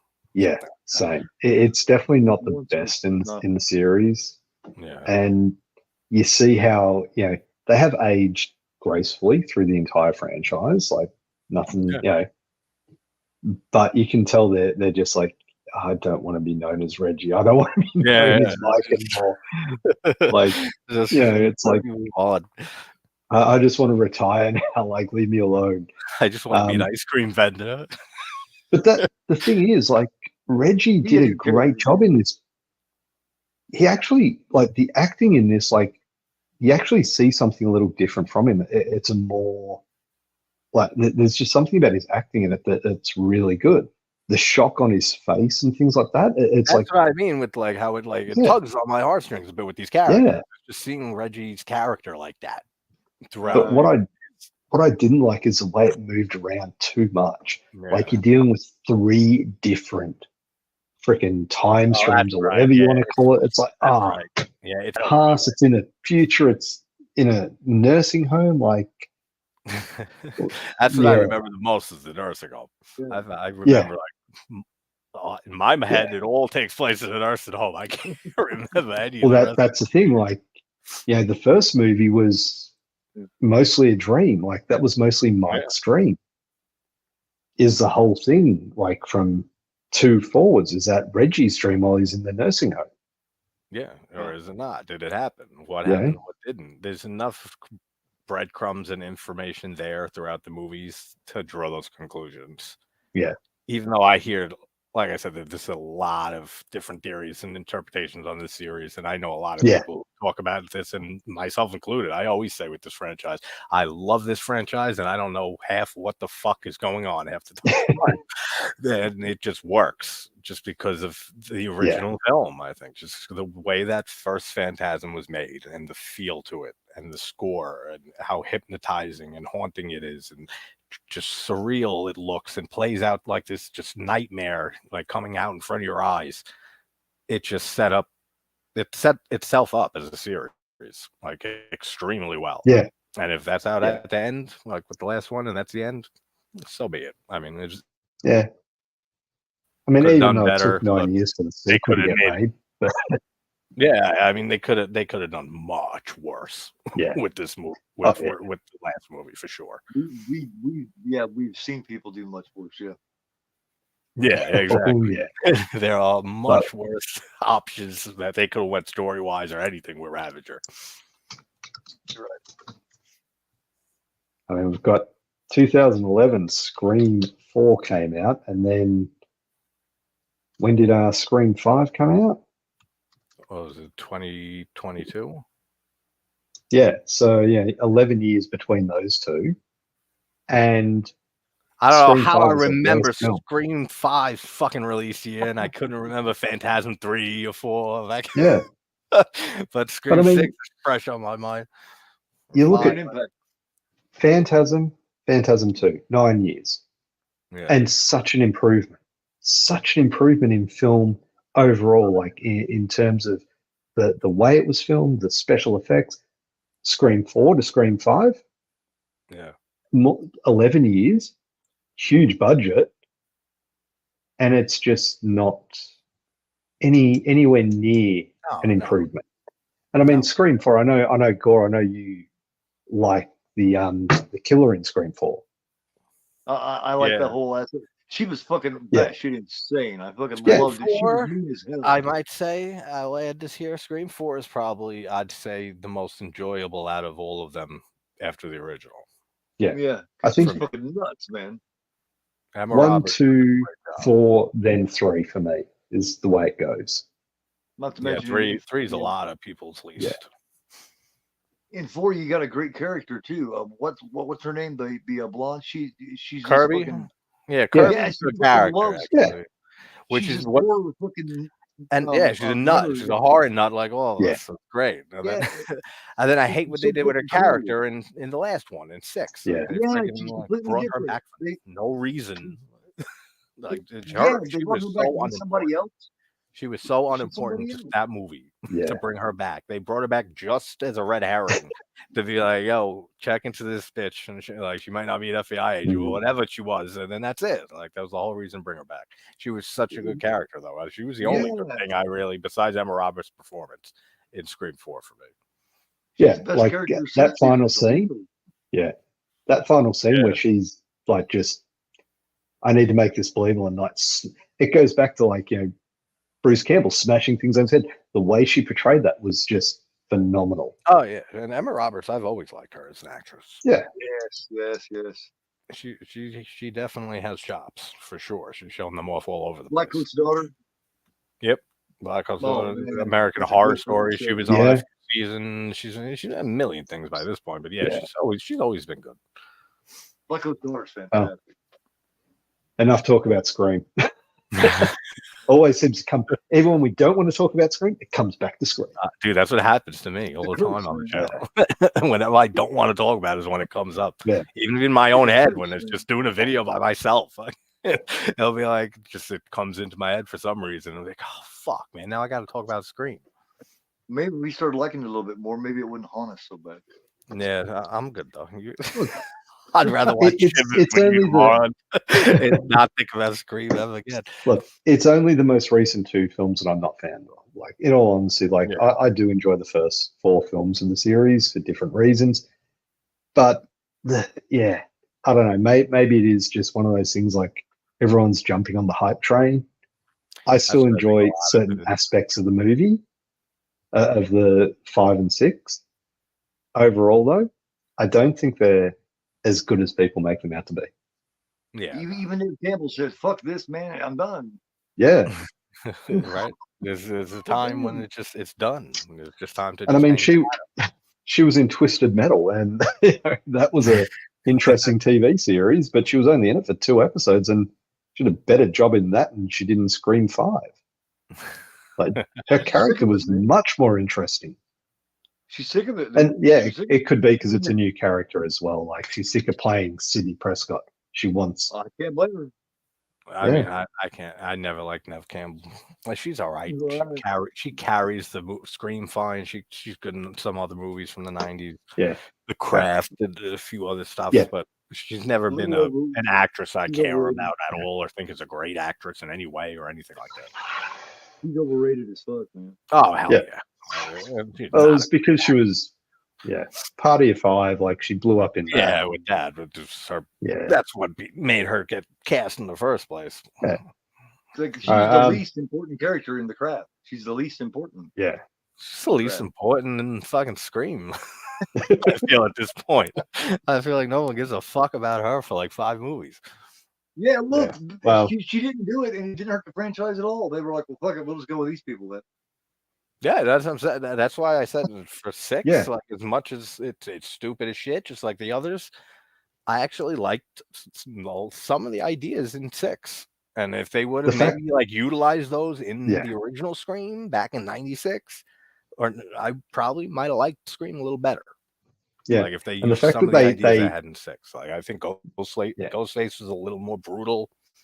Yeah. I would say, please kill Gale. Kill Gale. If you're gonna get a decent kill, I forgot if it was 5 or 6. But they're not great. Yeah. No, they are not. They are not great in any way, shape, or form. Jenna Ortega, though, is great. But, I mean, she's the best thing to happen in that franchise. Well, I think she's a bit overrated, to be honest. I can see that. I could definitely see that because she is super fucking popular. I remember seeing her in You, the show on Netflix, and she was in the 2nd season playing like a side character. And I said, she's an actress here. I said, I hope she gets better stuff. And then I saw she got Scream 5, and then she got X, and then she got Wednesday, and then good for her because she was fine in Wednesday. She was also in The Babysitter, Killer Queen. Yeah, that's right. Yeah, she wasn't terrible in that. Came out that second one. That was a good sequel, actually. It wasn't. I had issues with it, but there's definitely issues. Yeah. Like, there's a lot of issues, but it's fun. Yeah. Both of them are pretty good, but they are what they are. That's they're actually not. probably a good double feature. Is the first one and Better Watch Out, the Christmas horror. Oh shit! Yeah.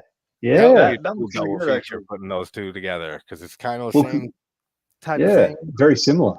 Yeah. Well, I did a double feature with Babysitter and Babysitter Killer Queen, one after the other one. And that works even better. well, you think it would, but man, you notice a lot of not mistakes, but things they could have done better in the sequel. But here's a quick one for you: Scream again. I know versus I Know What You Did Last Summer. Scream every day. The first one. Yeah, absolutely. Anything with Williamson, except for The Faculty, I don't like, because he basically made Dawson's Creek, and then he brought Dawson's Creek into horror for me. That's exactly what fucking happened in my life, in my experience, through my universe and my eyes. That's what happened. Is Kevin Williamson brought Dawson's Creek and pretty actors and faces and stuff on the covers to the slasher genre, made a killing on it, and fuck with a lot of my fucking horror movies. Like, I don't know, maybe it's a personal thing I got with Williamson. For my life to be over, when will it be? That's funny. I don't want to wait. So, because what else did Williamson do? Like he did he did Halloween H2O. Did he do Urban Legend? No, he didn't do Urban Legend, but it feels just like him. I mean, anything that came after Scream, all those movies. Valentine is one I really like. That's one of the few post-Scream 2000 slashers that I think is very good. Me and Sean rewatched that, Keith, like last year, and we were both blown away by how much the lighting is great in that movie, Valentine. Like when me and Sean did a walk with it last year, we were looking at it. We're like, we kept saying to ourselves, like, "Wow, I've never noticed the lighting is as good as it is in this movie. It's pretty good." Yeah, but that was and The Faculty is amazing. But I don't even think Williamson wrote The Faculty at this point. Like, there's been a lot of debate over that, whether he even wrote that or stole it mostly from his favorite actor. The Faculty is just a good time, man. The Faculty is it's such a good time, and it's so under talked about. It really is. I know, it was funny. I'll probably get a review out on it before Jason, the Sinister Cinema Reviews, my boy Jason over there. I used to, like years ago, 3 years, I was like, "Yo, you never done The Faculty?" And I said, "That's a great movie." And he's like, "Yeah, maybe I'll get to that. I can't believe I forgot that." And he still hasn't done it. So eventually I'll do The Faculty, and I'm gonna say right in that video, I'll be like, "Jason, I fucking don't." Finally, we get a faculty discussion.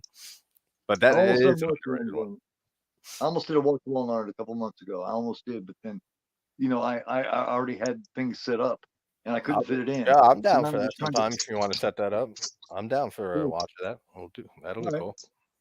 Yeah, I could watch Faculty anytime. Like, I mean, even the CGI stands up in that movie, like with the whole CGI monster at the end, all the CGI effects. That looks great too. Still, like for the most part, to this day, it looks pretty good. Piper Laurie. I did it last year for I did Sci-Fi July last year, and I did The Faculty in that one. That was a lot of fun. It's such a great movie. And then Gareth and Dave were streaming it sometime a few months ago. I hopped on at the end. I saw them doing it. And I said, "Oh, The Faculty! Like that's a movie that'll always pull me out and be like, all right, I'm down for The Faculty." It's just fun, man. Oh yeah, it's a very, very good cast too. Yeah, man, that was ages ago. Yeah, right. What was it? 99. Yeah, I mean, it's still a good film. Like I said, it still stands up. Like the quality of the effects, the story, just that opening scene where it's introducing all the characters. It's so perfect. And the way the writing splatters on the screen, it's like they've used Microsoft Paint or something to do it, but it looks damn good. Yeah, the whole movie is such a fun film. It's such a great little sci-fi flick, and I love how there's meta stuff in that works. Like with all Yeah, the yeah, it Puppet does. Master talk, and how Puppet Master Yeah. originated the Body Snatcher story and all that. Like all that discussion and film talk is good in that movie too. Yeah. Yeah, I think that's one thing that a lot of people miss on that is that actual aspect where they do tie it back to maybe it's happened before, you know? Yeah, And they actually do it a lot better than certain movies of recent that won't get named again. The Unnameable. That's a good movie. Yeah. Actually. I haven't seen that in years either. The Lovecraft. It's based off the Lovecraft story. I'm pretty sure it's a good one. Yeah. That was I actually watched the Suitable Flesh.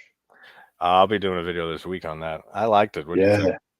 I liked it. Yeah, it was really well done. I thought it was a really real fun film.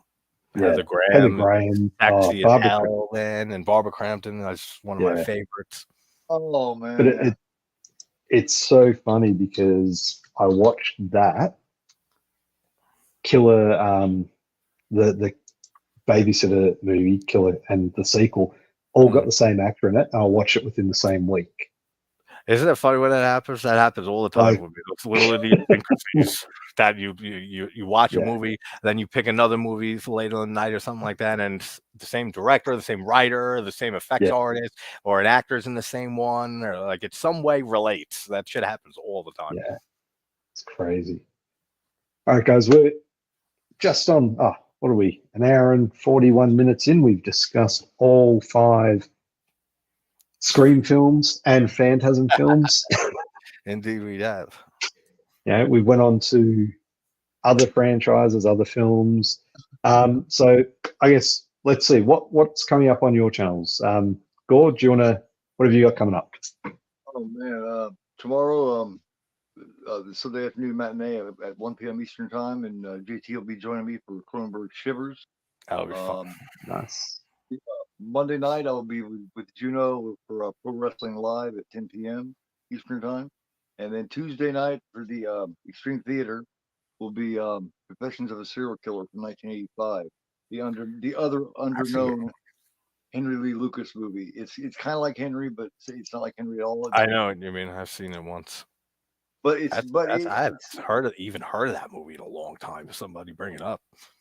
So that's what I'll be doing for Extreme Theater. Nice. I've got a nice German media book to show off beforehand. I need to do a couple of videos. Other than that, I got a couple of pickup uploads that I'm going to do. Nice.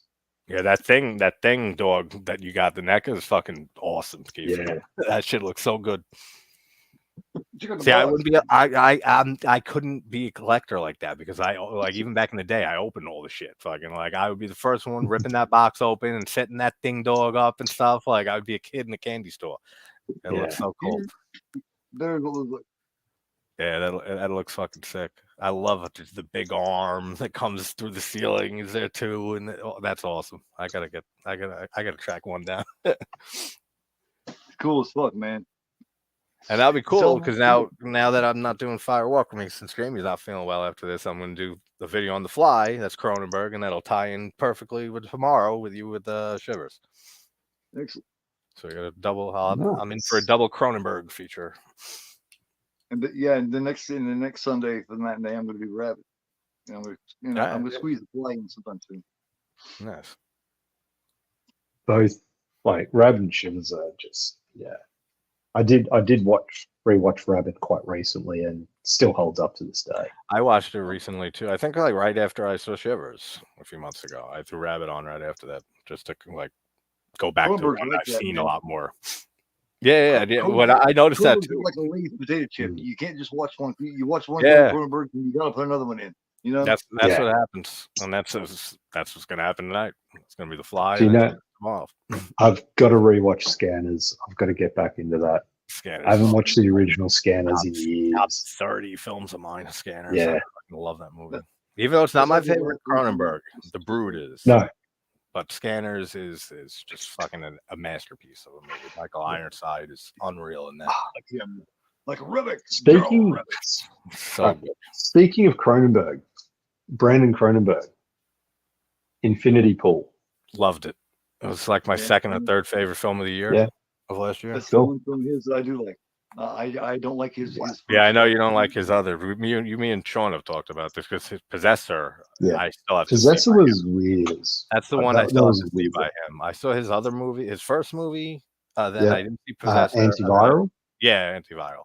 Then Infinity Pool, though I loved. I mean, one, I'm partial to Mia Goth in anything since the Suspiria remake, even before. She's great in it, dude. She's great in Infinity Pool. I love her through most of the movie. Everything. She's such a talented fucking actress, and when you see her like talk like normally, like in interviews, she seems so like shy and reserved and stuff like that. But yet you see her in X and stuff doing these sex scenes and these wild fucking scenes and shit like that. It's really jarring when you see her talk like in an interview, and it's like, wow, like she's like totally. It really shows how much talent she has as an actress.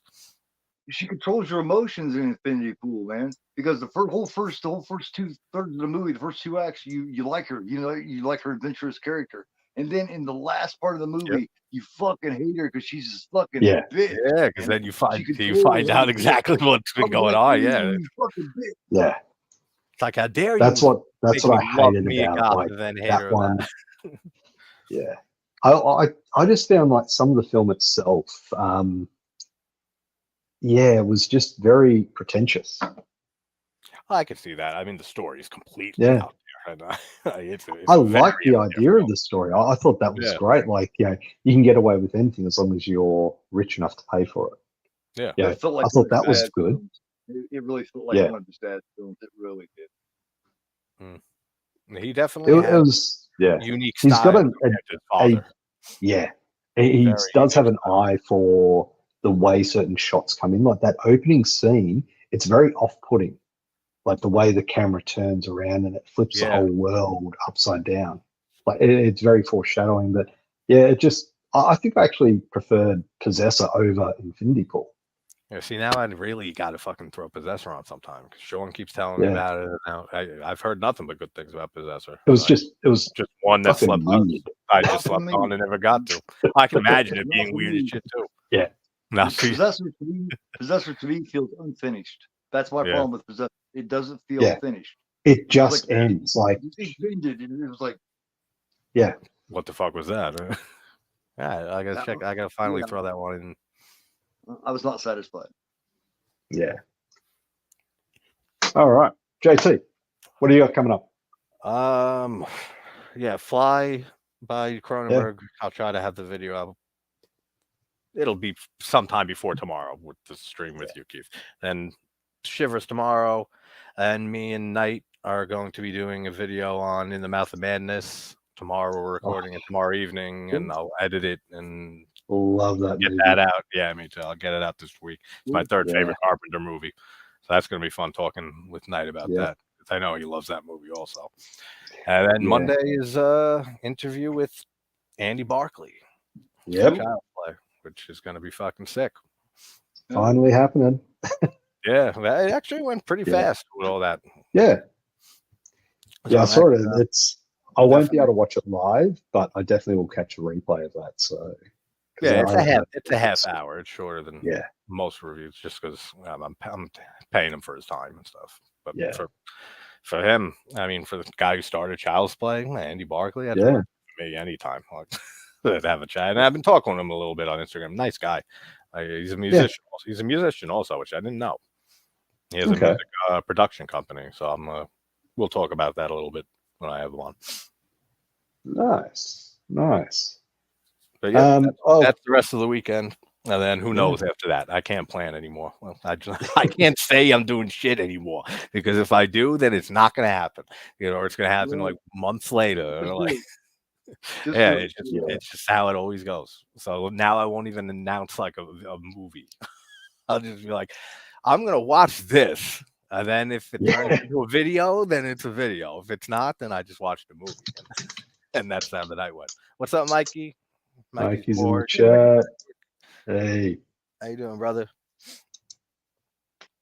Yeah, so I mean, for me, I've got I'm joining Gore on the roundtable tomorrow. Sorry. So that'll be good. Yeah, I forgot about the round table. I got that too. Damn, yeah. Yeah. I was like, hold on, did he cancel that? That's what I was thinking this morning. I was like, oh yeah, that's right. Today I got two things. I got Phantasm and I got Twin Peaks. And gave me not feeling well. So that's all right. It's the third time we've had to reschedule that anyway. So it's okay. Yeah, the round table at 5. Yeah. Yeah, so that'll be fun. Looking forward to that. I'll be doing a new haul video. I'll have that coming out. I've got some good ones in there. In fact, there's one for Mikey. You'll love it. You will love this one. I put a bit of a shout out to Mikey in there as well. Just 1 minute, okay? Yeah, and then I've got my starting off my new franchise on. Well, it'll be Tuesday, Monday for anyone in America, but Tuesday over here. I don't know. Franchise will be on Friday. Tuesday, I've got a Trashy Tuesday, which is a bit of a different one. I love that name too. I love the Trashy. Yeah. It's a bit of a different one. I'm trying to expand more, and there's a lot of trashy horror films of the '80s. Like, let's face it. But I thought I'd do a trashy action film.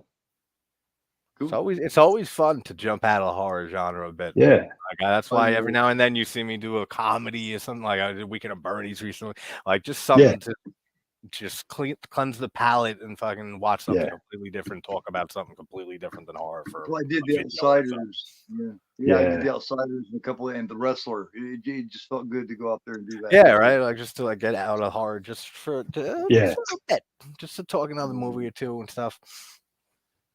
Yeah, I've got a so well-rounded we are, because I love all genre of movie one way or another. Yeah, me too. There's something in every genre that I do like, all of them. Yeah. Especially comedies and horror are my two things. I've got a bunch of requests I've got to get around to. Gore, you asked Morgan to watch Morgan. Yes. Yeah, so I've got that in my list. What else? Morgan's good. That's got that Anna Joy. Anna Taylor-Joy. Anna Taylor-Joy, yeah, she's great. Yeah. So I'm gonna get that watched.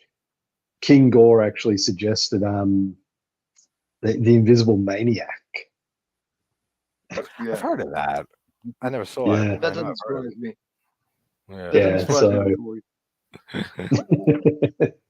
So I've got to get that done. But other than that, I've got my Trash Tuesday franchise Friday 60-second reviews out on between those two, and new haul video coming up.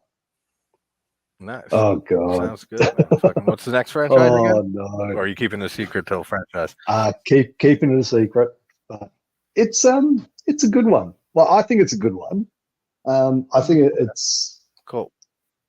Some of the films in it are good, but I think everyone does have a soft spot for at least the first one. Okay. Interested to see. Yeah. And Mikey, you just got a Serbian film on Blu-ray. Yeah. I did a podcast on episode on Serbian film just because I didn't want to, just in case with my sense of humor, I laughed at something. That was just like something dark. At least my face wouldn't be on camera. So I said, let's do it as a podcast. So that was a fun one, talking about that movie. It's actually not a bad made film, a Serbian film. As fucked up as that movie is. It's fucked well up, made. but it's made well. Yeah. It's so unnecessary. It's not just like what you would think of Serbia, like some Serbs just slap together some disgusting ass movie. Like it's not like that at all. Like the production's pretty good. Like it's cinematography. So unnecessary. Oh, of course, it's very unnecessary. It's. But I mean, that's like the Human Centipede. Yeah, like especially part two. It's an unnecessary film, but the second one's even more unnecessary. Oh, that one, and then the third one that was even more unnecessary, and I don't even remember it. The third one had Eric Roberts in it. Being turned into fucking a Human Centipede, and I don't remember. It doesn't matter. That third movie. It doesn't matter. It had Eric Roberts. You don't need to remember anything else. Eric Roberts, done, sold. That's probably the best thing of that movie. Eric, I need the money, Roberts. I think he will star in anything. I think 2 is what would rank as one of. That's the video I want to do. Oh, that's one of the most disturbing, like the 10 or 20 most disturbing horror films. Yeah, or what I consider to be. But I know that would be part 2 would be up there. Human Centipede 2.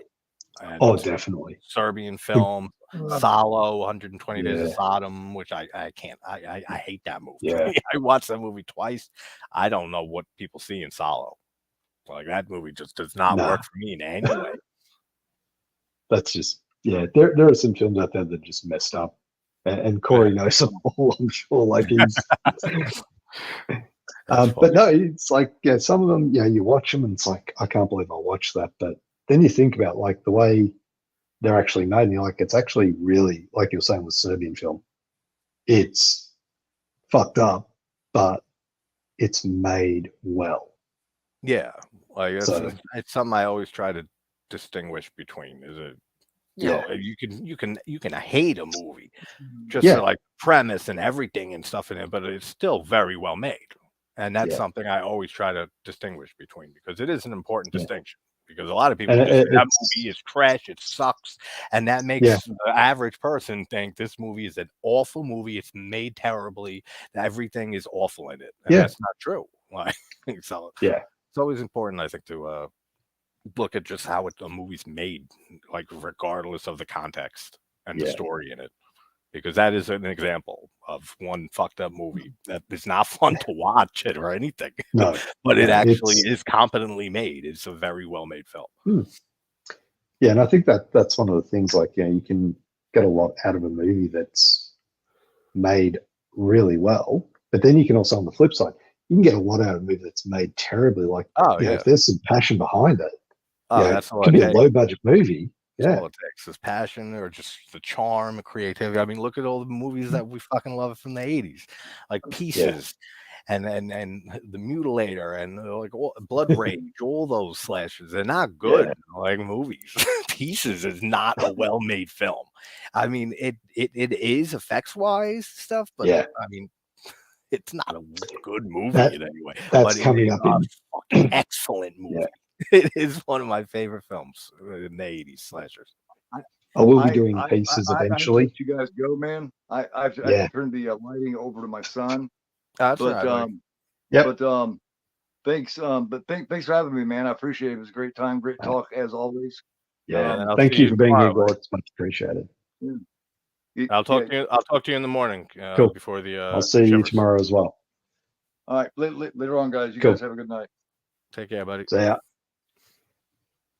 Cool. All right. Well, I reckon we'll probably wrap it up here. I've got to go get some lunch, and but thank you, JT, for being here. It was much appreciated as always. Anytime, brother. Yeah, like I said, and I mentioned this to before went live. I am thinking of doing this at the end of each franchise that I do. So in some, like the next few is going to be like, there's this. I don't want to give it away. I don't want to spoil it. Down whatever. But the next one's like 6 movies. Then the one after that's actually 5 movies. So whenever you get a chance to stream, like I said, like I'm down. I'll always clear whatever I can. Yeah, and I'm going to give the Empty Man another watch through. Hopefully, when are you looking to do that? Yeah, sometime this month.